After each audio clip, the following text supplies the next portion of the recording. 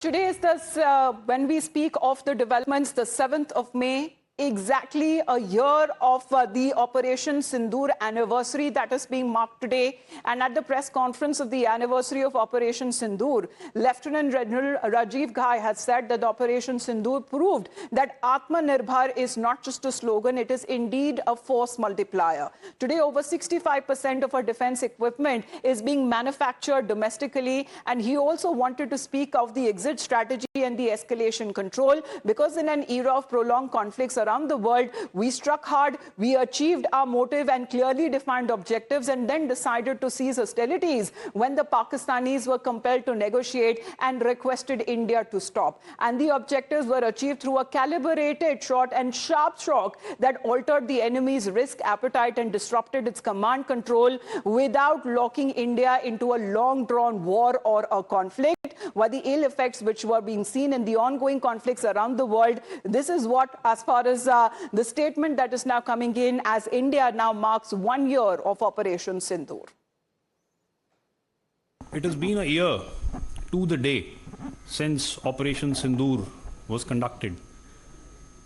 And as the then DGMO, I look back at not only a military operation, but possibly a defining moment in India's strategic journey.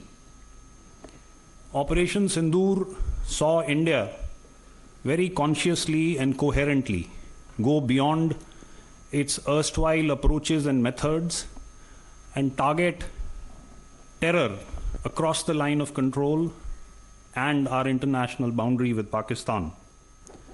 From the outset, the government gave us two clear directions: clear politico-military objectives and the operational flexibility to achieve these.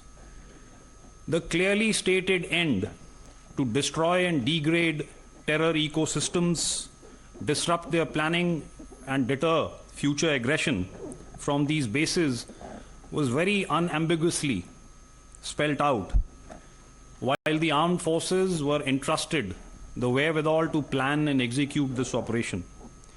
This balance between firm direction at the top and professional autonomy and flexibility at the operational level was a critical key to our success last year. The highest offices and ministries of the government, intelligence agencies, cyber and information operation institutions, border guarding paramilitary forces such as the BSF, all worked in concert with the armed forces to execute an operation which is now being widely acknowledged as the gold standard, both militarily and strategically across the world.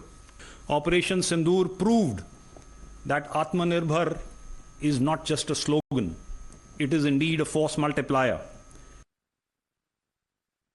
Today, it is 1 year and 15 days since the horrendous Pahalgam massacre. And as my friend Rajiv alluded, exactly 1 year since our first weapons hit the target. The Pahalgam incident in itself is an incident for which no amount of condemnation and no amount of repudiation will ever be enough. We cannot bring back our fellow countrymen who were massacred in cold blood on the 22nd of April 2025. But we can certainly resolve to ensure that such incidents are not repeated. Operation Sindoor, which remains paused, is an effort towards that resolve. Since times immemorial, we have lived with a simple philosophy of live and let live. But when our desire for peace is mistaken for weakness and our silence is taken as absence, there is no choice but to act. And when we act, there are no half measures.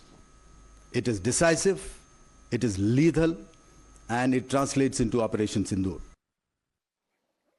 Well, Major General Rajnath Kochar sir is connected with us here on the broadcast. Kochar sir, good afternoon. What do you believe that we have now learned and materialized as far as when it comes to this could have been a long-drawn war or a conflict as it has now been witnessed across the world in these current scenarios, sir. But India, effectively, when it comes to hitting the target, and of course, there is a lot of enormous responsibility on every arm of the state. Where do you believe that India has now learned, especially when it comes to such conflicts? Thank you very much. You see, India has learned from this conflict that we have to be prepared at all times to fight a war, because gone are the days like, if you remember, 1971, when General Sam Manekshaw, asked for 7 months to prepare to fight a war in East Pakistan. But today's context, one strong learning has been that operational preparedness has to be all the time. So I think the army is now geared up in to a sense that in case any kind of an attack or adventure or a misadventure by Pakistan, we'll be able to retaliate within 48 hours. A second important aspect is the strengthening of our own defense ecosystems in terms of indigenization.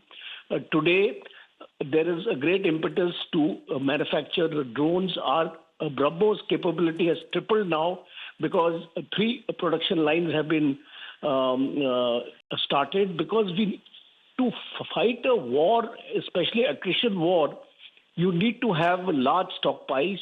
You need to have a surge capacity. So I think one important lesson is that we need to build up this surge capacity, which is already happening. And the last aspect is that the integration of the 3 unit services, the Army, Air Force, and Navy. Now, theaterization is coming about. You would have actually seen that yes, sir. 2 new theater commands have been announced. So that is a step in the right direction, because once we go in for theaterization, the true integration of the 3 unit services will come about. Absolutely, sir. And that seems to be India's readiness there, because Operation Sindoor, that stands as a defining testament to India's unwavering resolve against terrorism. Kochar sir, thank you very much for joining us here on the broadcast. And it is being marked as 1 year since Operation Sindoor, a mission that continues to stand out as a defining moment, because this seems to be the very Operation Sindoor, and what the President, the Prime Minister and the top leaders are now coming out to say, that Bharat must know that our nation stands vigilant, united and prepared to respond with strength. India will identify, track and punish every terrorist and their backers.